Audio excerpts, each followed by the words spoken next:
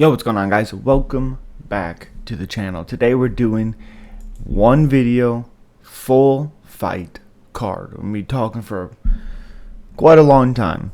Don't really have the time to do individual ones for this one. There's 14 fights coming up for Paul Craig versus Brendan Allen. So again, don't have the time to do individual ones this week, so we're going to do one long video. First, we're talking about Lucas Alexander versus Jekka Saragi. Lucas Alexander 8-3, 4-1 in his last 5 fights. His one loss is against Joe Anderson Brito, who pretty sure Lucas Alexander took the fight on short notice. But he didn't look terrible on the feet, at least on the ground. He looked a little lost. But again, maybe that was because of the short notice and all those good things. But he's 28 years old, 5'11", with a 73-inch reach. Fighting Jekka, like I said, 13-3, 4-1 as well in his last 5 fights. That one loss is against Anshul Jobli, which let's not talk about that. 28 years old, 5'8", with 69-inch reach. 4-inch reach advantage for Lucas Alexander. I really like Lucas Alexander. He's very accurate on the feet. He's not terrible on the ground. We've seen how good he was on the feet when he made Steven Peterson retire after he kind of picked him apart for the whole fight. 3 inches taller, 4 inches in height. I think Jekka could do a little bit of good things in this one. He has 12 finishes out of his 13 fights. But that fight with Anshul on the ground, he just didn't look good. Now, I would assume he's going to look a little bit better on this one. He's going to be explosive. He's going to be fast on the feet. But I like the pinpoint accuracy of Lucas Alexander when he's fighting on the feet, when he's striking on the feet, I mean. So I like Lucas Alexander in this first prelim. Now on to the second prelim, Charles Johnson versus Rafael Estevan. Charles Johnson versus Rafael Estevan. Charles Johnson, 13-5, 2-3 in his last 5 fights, is on a 2-fight losing streak. 32 years old, 5'9", with a 70-inch reach. Fighting Rafael Estevan, 11-0, has not made his UFC debut yet. This is that fight. I'm pretty sure he was scheduled to fight somebody. I can't remember who it was now, but it was a late scrap on that one. 27 years old, 5'8", with a 69-inch reach. 1 inch in height, 1 inch in reach for Charles Energy Johnson. The thing that stands out to me in this one, again, besides the 11-0, is the 7 finishes. Now, again, that's a little interesting because he has 4 second-round finishes and 1 first-round finish. Hasn't fought a lot of good competition. He fought 7-1, 7-0, 17-3 was his best one. And that was actually his Contender Series fight. And he finished that guy in the second round. He looked really, really good in that fight. Now, this is the guy that does have a couple submissions. Like I said, 7 finishes total out of 11 wins. But Charles Johnson, he has 9 finishes out of his 13 wins, 5 decision losses. He keeps them close, good movement, very, very fast. His last finish was against Jimmy Flick, lost a split decision to O'Day Osborne, which I thought was correct. I thought O'Day won that one. And then he lost to Cody Durden, just couldn't keep up with the pace.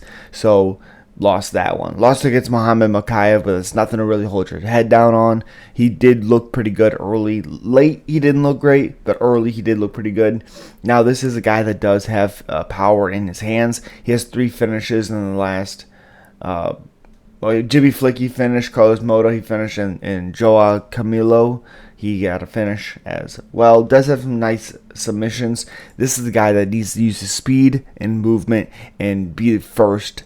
I think Rafael Estevan is just going to be a little bit too much. I think the power is going to be a little bit too much. I think the ability to be a little bit more unpredictable for Rafael is going to be the difference in this fight. And I think he actually wins this one. I don't think he finishes Charles Johnson. I think that would be a little bit too much.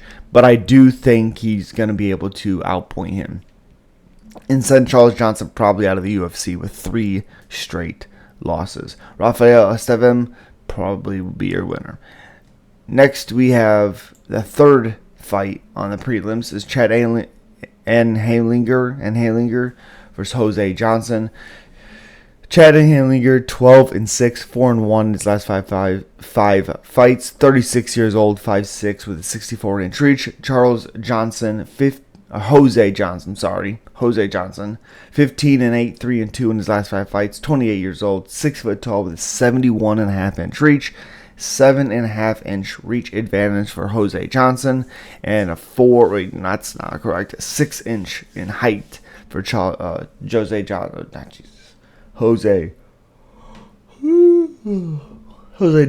Johnson. He had 15-8. The thing that stands out to me the most with Jose Johnson is he's been finished 5 out of his 8 fights. Now, I don't think Chad Halinger is going to submit him. He was just twisted by Damon Blackshear, but he was actually looking pretty good on the feet. I think this is a fight where, he has one loss by punch. He's been finished one time by punches, and that was against Mana Martinez back in 2021, 32 seconds in. I do think the way that Chad Halinger throws, he definitely is going to have the opportunity to finish Jose Johnson.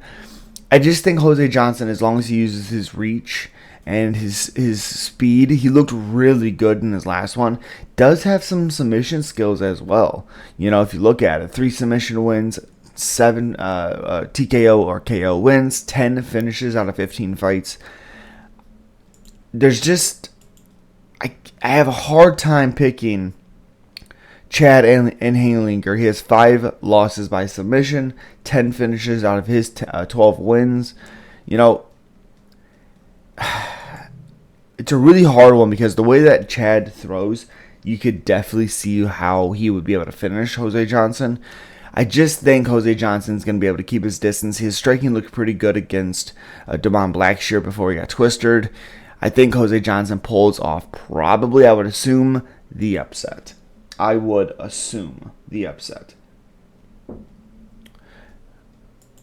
Next, we have Jonathan Pierce versus Joe Anderson Brito. This is going to be an absolute barn burner. Jonathan Pierce, 14-4 on a very, very good win streak with 5 wins in a row. He just kind of came in his own as of late. 31 years old, 6 foot tall with a 71-inch reach. 15-3-1, 4-1 in his last 5 fights for Joe Anderson Brito. 3-fight winning streak. 28 years old, 5'8", with a 72-inch reach. Shorter fighter, but does have a 1-inch reach. And again, those 3 wins in a row have been Andre Fili. He finished very quickly. Lucas Alexander submitted him. It was short notice for Alexander, but still finished him. And then beat Weston Wilson, destroyed Weston Wilson. I believe also short notice replacement. But again, he's still done his job, and he's got those guys out of there. Jonathan Pierce in his last 5 fights is wild. Kai Kamaka III, ground and pound finished him. Omai Morales, Rudeka choked him. Christian Rodriguez submitted him. This was before the Raul Rosas fight for Christian Rodriguez. This is why I picked Rodriguez to win that fight, because he already went through a style like Jonathan Pierce. Then he fought Marquand Americani, kind of bullied Marquand. And then fought Darren Elkins and just beat the dog crap out of Darren Elkins. Did not look, Elkins did not look good, which is why I didn't pick Elkins in his last fight. Joe Anderson Brito is for surely going to have the speed and the power advantage, absolutely. The grappling and the cardio, as long as this fight goes, is going to be in the favor for the longer this fight goes for Jonathan Pierce. If this was a 5-round fight, I would feel very, very confident for Jonathan Pierce to pull this one off, especially in the 4th and the 5th round. But this is a 3-round fight. I like Joe Anderson Brito. I think it's very, very interesting fight. He's only been finished 2 out of his 3 times. He has 13 finishes out of his 15 wins, 3-1 in the UFC. That 1 loss is against Bill Algeo. Again, beat Diego Lopez in the Contender Series back in 2021. This is a man that is very, very good. Last night, Diego Lopez just KO'd Pat Sabatini, flatlined him. I like Joe Anderson Brito. I think he pulls off a pretty big upset in this one. I just think he's a little bit quicker. Takedown defense is pretty good. Jiu-jitsu is pretty good. Just a little bit better especially, again, striking and power-wise. And I think he'll be able to stuff some takedowns. We've seen Jonathan Pierce be hit before. I think Brito is going to hit him some more, hit him a lot, hit him some more, hit him a lot. Jonas and Brito, I believe, will be your winner. Next, we have Mick Parkin versus Kyle Machado. Kyle Machado. Oh, yeah. Oh, did they get an interception? Yep, interception. Mac Jones intercepted from Gesicki. Julian Blackman. That's a tough one. 7-0 for Mick Parkin, 6'4" with a 79-inch reach. Kyle Machado, 8-1-1, 29 years old, 6'4" with a 78-inch reach. 1-inch reach advantage for Mick Parkin. Kyle Machado is interesting. You know, having 6 finishes out of his 8 wins, coming off the Contender Series against a guy that was 11-1, beat a guy that was 11-7, 11-15. His resume is not great at all, honestly. I like Mick Parkin in this one. I think his boxing is just way better. I think his movement, his speed is just way better. He does tend to lay on his opponents a little bit too much, even if it's obviously on the feet. But there's not a lot of urgency from him sometimes. I think that can cost him. That will cost him if he continues to do that at some point. But I like Mick Parkin in this one. I think his boxing is way better. I think his speed is better. I think his movement's better. I like Mick Parkin to win that fight for sure. Next, we have Lucy Pitalova versus Aline Perez. Lucy Pitalova, 14-8, 3-2 in her last 5 fights. Her last fight was against Jocelyn Edwards, lost a split decision. Weird fight, as always, for Jocelyn Edwards. 29 years old, 5'8", with a 67.5-inch reach. Aline Perez, 8-2, 3-2 in her last 5 fights, and 2-1 in her last 3 fights. Her last loss was against Stephanie Edgar a little over a year ago. Rear naked choke. 29 years old, 5'5", with a 66-inch reach. And that, this, I think, is going to be a really, really fun fight. Lucy Pitalova has been submitted 1 time, 5 finishes out of her 14 wins, 9 decisions, 7 decision losses. So what that tells me is she's always keeping these fights close. Aline Perez has 5 finishes out of her 8 wins, 3 decisions. She has been disqualified actually once before. Legal knees. Tamir's Vidal. She legal kneed her. That's awesome. Again, has been submitted by Stephanie Edgar. I don't see what's her freaking name? Lucy Pitalova to submit her. She did get a win over Ashley Evans Smith back in 2023, back in July. I believe that's July. Yeah, July. I like Lucy Pitalova in this one. I think the fight's going to be close, so expect a split decision win. Expect, if you're going to be a betting person, expect a split decision when it goes to the judges' scorecards. That's a betting thing right there for you, for sure. I think Lucy Pitalova wins this fight. Just a little bit more activity. Next, we have Nicholas Mota versus Trey Ogden. Nicholas Mota, 13-5, 3-2 in his last 5 fights, but he's 1-2 in his last 3. 30 years old, 5'9", with a 70.5-inch reach. Fighting Trey Ogden, who's 16-6, 3-2 in his last 5 fights, has not looked good in the UFC. 34 years old, stands 5'11", with a 72-inch reach. 1.5-inch reach advantage for Trey Ogden. Nicholas Mota, I think, is going to be the faster fighter, definitely the more polished finisher, I would think. Yeah, he has 9 finishes on the feet. Has been finished 4 times as well on the feet. Has gone to decision 4 times. Manuel Torres destroyed him. It was a disgusting elbow. Did win after he got destroyed by Jim Miller, who's not a huge finisher on the feet, at least. Got back on track with Cameron Van Camp, and then got destroyed by Manuel Torres. Now, again, it's a weird one because his chin is weird sometimes. But Trey Ogden's not a big finisher on the feet. He has 0 wins, 0 finishes on the feet, 11 finishes with grappling, 3 also. He's been submitted 3 times as well. Has lost a couple of decisions, 3 as you speak about it. One against Jordan Levitt, which was a split decision. Ignacio Mendes, where he really didn't do anything, was submitted by Dick Brownie, Thomas Gifford twice. Guillotine both time. Quicker the second time. That's fucking wild. Holy crap. Has fought some pretty good competition. 8-2, 9-1, 12-0, 13-4. He actually beat Daniel Zahuber, which surprising, honestly. You watch Daniel Zahuber fight. I like Nicholas Mota in this one. There's virtually no threat to be finished by Ogden. Nicholas Mota, Ogden has 11 finishes on the ground, but we've really seen a lack of that, him really trying to do that. I do think he's going to be the little bit of a bigger fighter in this fight is Trey Ogden. I like Nicholas Mota in this one. I think his hand speed and his power is going to be the difference. I don't see Ogden finishing Mota really at all. I like Nicholas Mota to win this one. Get back on track, baby. 2-minute warning. They need to throw the damn ball. Oh, Patriots will be getting it back. Fourth quarter.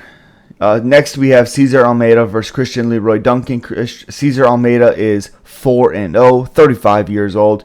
Christian Leroy Duncan 8-1. Lost his last fight against Armen Petrosian, where he was just trying a bunch of weird, special, spinning shit and some just weird stuff. 28 years old, 6'2", with a 79-inch reach. 6'1", 74-inch reach for Cesar Almeida. 5-inch reach advantage and 1 inch in height for Christian Leroy Duncan. Cesar Almeida, again, 4-0. Again, very interesting because kickboxer. Lost to Pereira twice. Decision, though. Actually beat Pereira also as well. They had 3 fights. He went 1-2. Lost to Donovan Wise. As I look, he hasn't been finished in kickboxing. But who the heck knows? So his stand-up is going to be awesome. It's going to be really, really, really fun. Again, did fight on the Contender Series. And he beat Lucas Fernando by decision back in August. Fighting Christian Leroy Duncan. The way that Duncan fought in his last one, he did not look great at all. And he's fighting another kickboxer. He fought Armen Petrosian. And Armen Petrosian's a kickboxer as well, like I said. So he's fighting another guy like Almeida who's able to keep that distance, be able to be a sniper a little bit. I don't really understand why Duncan fought the way he did against Petrosian. Doesn't really make a lot of sense because he's a sniper as well. Is Duncan, if you watched him in Cage Warriors, I believe it is. I like Cesar Almeida to win this fight. Just a little bit more accurate, a little bit better on the feet. I like Cesar Almeida. Next, we have Euros Medic versus Johnny Parsons. This is on the main card, and I think this fight is going to be wild. Euros Medic is 9-1, 4-1 in his last 5 fights. This is going to be that fight that Dana says, if you don't know, now you know. 4-1. His one loss against Jalen Turner got stung real bad and then finished by rear naked choke. Came back and won his last 2 against Omar Morales. Looked so good in that fight. And then actually finished Matthew Semelsberger, who no one's been able to do. Spinning back fist and ground strikes, which he was up a weight class when he beat him. So, again, I'm curious to see what happens with that. 30 years old, 6'1", with a 71-inch reach. Actually weighed in at 170, so that must be where he's fighting here again. Welterweight. Yeah, welterweight. Johnny Parsons, 9-3, 32 years old, 5'9", with a 69-inch reach. 2-inch reach advantage for Euros Medic. And a couple inches in height as well. Johnny Parsons just fought Danny Roberts and absolutely beat the crap out of him as the fight went on. His combinations looked so good. The issue is I feel like a guy that's a little bit longer, a little bit taller, like Euros Medic, who can pick his shots, is a little bit more well-rounded as an overall game, can kind of pick that apart a little bit, just keep his distance, throw a lot of front kicks, use his legs a little bit more. Don't get into a slugfest with Johnny Parsons. You're going to have to make it a little bit ugly. You're going to have to make it a little bit boring. I like Uros Medic in this one. I do think if he gets into an absolute war with Johnny Parsons, Parsons is going to light him up. Even if he doesn't finish him, he's going to light him up like a Christmas tree, and he's going to win a decision. But I think Medic is going to be a little bit like the doctor and win this fight. Next, we have Amanda Rebos versus Lana Panero. Amanda Rebos is 11-4, 2-3 in her last 5 fights. Oh, Patriots got the ball back. Okay. All right. Again, 11-4, 2-3 in his her last 5 fights. 30 years old, 5'3" with a 66-inch reach. Lana Panero, 11-1, also 30 years old, 5'4" with a 62-inch reach, a 4-inch reach advantage for Rebos. The biggest thing for me on this one is Panero's power. Panero hits like an absolute Mack truck. You know, she's 11-1 for a reason. 2 wins by TKO or KO, 5 wins by submission. Now, again, it doesn't really say on her resume that she gets a lot of finishes with her hands. It's just the way she hits. Like, she hits so hard. Ask freaking Helen Harper, Stephanie Frosto. It's a very, very tough one. She beat Sam Hughes. It seems like when she hits these girls, even if she's not putting them straight out, she's hurting them a lot. And Rebos has showed to have a little bit of a weird chin. Losing to Macy Barber, got absolutely beat up by Macy Barber. Losing to Marina Rodriguez, got sniped by her. Actually finished twice by her in the same fight. It was pretty nasty, to be honest. I think Panero's power and speed is going to be the biggest difference in this one. If Amanda Rebos can just make it a wrestling match, she probably wins it. But as a betting wise, I like Panero to find a finish. As always, on to the next. Panero will win that fight, I believe. And then next we have Peyton Tablet, also on the main card, against Nick Aguirre. Peyton Tablet defeated Reyes Cortez. Tracy Cortez's brother, 25 years old, 5'10", with a 70.5-inch reach. Fighting Nick Aguirre, 7-1. His one loss against Dan Argueta 8 months ago, 27 years old, 5'9", with a 74-inch reach. 3.5-inch reach advantage for Nick. I really, really like Peyton Tablet.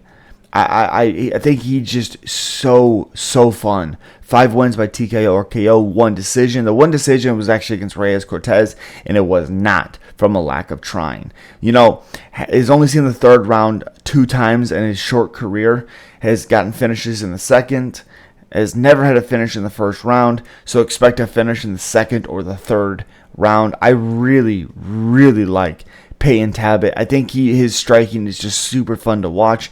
Nick Aguirre, I think, is fun. 7-1, like I said. Has 7 finishes as well. He has finishes 4 in the 1st round, 1 in the 2nd round. And he's a good grappler, you know. But he also has 1, 2, 3, 4 finishes with grappling and 4 finishes with submissions and 3 with TKO or KO. Again, 4 finishes in the 1st round, 1 in the 2nd round. So this is going to be all action, chaos as this fight starts. And I really like Peyton Tablet to get the win in this one. I think his striking, his speed, his volume is going to be the difference. I like Peyton Tablet to get a finish in the 2nd or 3rd round. Next, we have... intercepted. Okay. Next, Colts gonna win 10-6. That is wild. Jordan Levitt versus Chase Hooper. Jordan Levitt, 11-2, 3-2 in his last 5 fights. 28 years old, 5'9" with a 71-inch reach. Chase Hooper, 12-3-1, 3-2 in his last 5 fights. 24 years old, 6'1" with a 74-inch reach. Couple inches in height, 3 inches in reach. I like Chase Hooper in this one. I think on the feet, he's a lot better. I think on the ground, his ability to constantly make it a scramble is just better. I think Levitt accepts positions a little bit too much and too easily. I do think his distance management can be good at times. He does have some good knees, the Monkey King. I like Chase Hooper, though, in this one. I don't think it's going to be that that I think it's going to be competitive, but don't expect like some crazy transformation from Jordan Leavitt to make this fight crazy competitive. I like Chase Hooper again. Head kicks, his what's the word? His aggression in his last fight just kind of solidified that he's gonna win this fight for me. To be honest, we've all seen him be aggressive before. He lost by Steve Garcia, just bad division for him, a bad weight cut, and Steve Garcia hits like a Mack truck. Leavitt doesn't do that. I like Chase Hooper a lot in this fight. Next, we have the co-main event, which is Jake Matthews versus Michael Morales. This is such a good fight.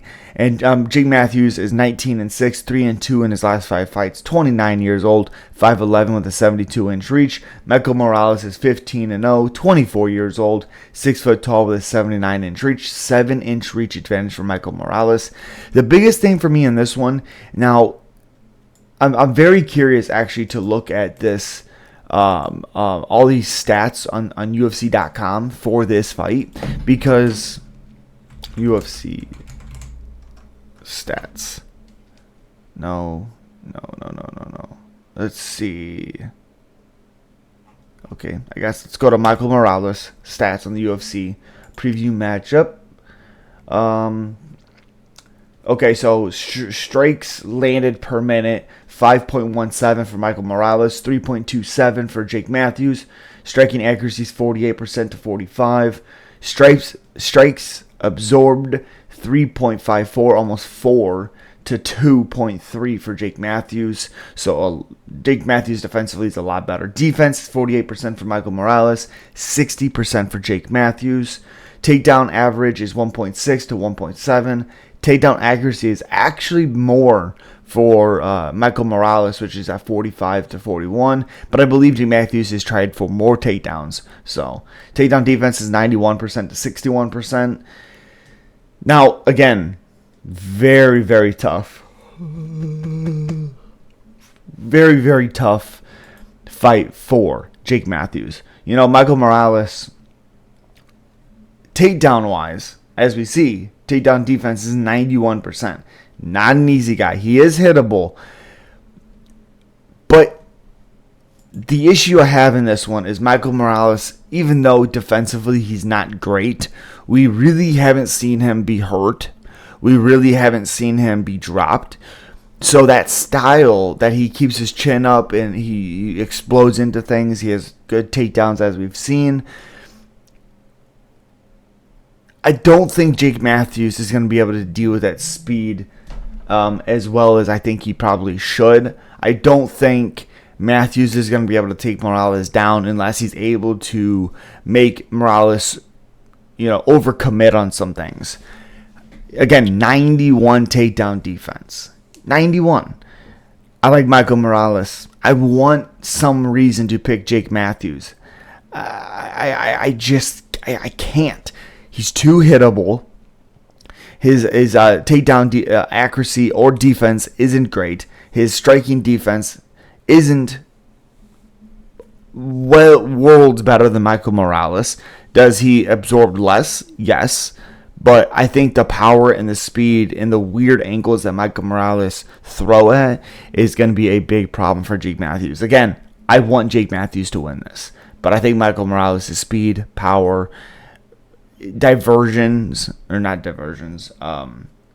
creativity wins him this fight. Next, we're on the main event for Brendan Allen versus Paul Craig. I've been saying it for a little while that Paul Craig is very, very fun, but if Brendan Allen can put it together, he's only 27 years old. Fucking wild. Brendan Allen, 22-5, 27 years old, 6'2", with a 75-inch reach. Fought Bruno Silva in his last one. Absolutely mollywopped Bruno Silva. Hurt him on the feet and the rear naked choked him. And then Paul Bear Jew Craig, 17-6, 3-2 in his last 5 fights. Finished Andre Muniz, which doesn't really show us a lot because Brandon Allen also finished Muniz. So, again, doesn't really show a whole lot. Striking did look better, but he did get touched up as he does. 35 years old, 6'3", with a 76-inch reach. 1 inch taller with 1 inch reach for Paul Craig. Now, this is another fight to where if you look on the stats on UFC.com. Let's see. Actually, let's go here. View matchup. Average fight time 8 minutes and 31 seconds for Brendan Allen, 7:50 for Paul Craig. Strikes landed per minute 3.96 to 2.57, which is just makes sense. Striking accuracy is 53 to 46. Strikes absorbed 3.89 to 2.85, typically because Paul Craig goes out cold. Defense wise is 46 even.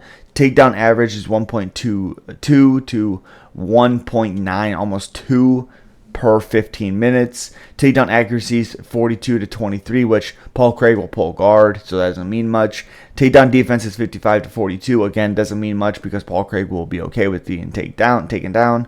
Submission averages 1.6 to 1.7. Again, Brendan Allen on the feet, worlds better than Paul Craig. In a straight jiu-jitsu match, like if Paul Craig gets Brendan Allen's back and Brendan Allen gets Paul Craig back, there's only one guy finishing one guy, and that's Paul Craig. But I think on the feet, it's going to be a huge problem. Paul Craig's going to be awkward. He's going to be winging punches, trying to get this fight down to the ground. I want to see Paul Craig win because I like Paul Craig winning. I think he's super fun. But I think Brendan Allen striking and his defense on the ground is just it's what's going to win him this fight. You know, his striking accuracy is better. His defense is even, apparently. He does absorb more, but Paul Craig typically goes out cold from strikes, so that doesn't mean a whole lot. His takedown defense is 55%, which, again, doesn't mean a lot. But I like Brendan Allen. I think he's going to be able to hurt Paul Craig and probably be able to submit him or just TKO him. I like Brendan Allen. And then we got to start talking about him being a title contender. We have to.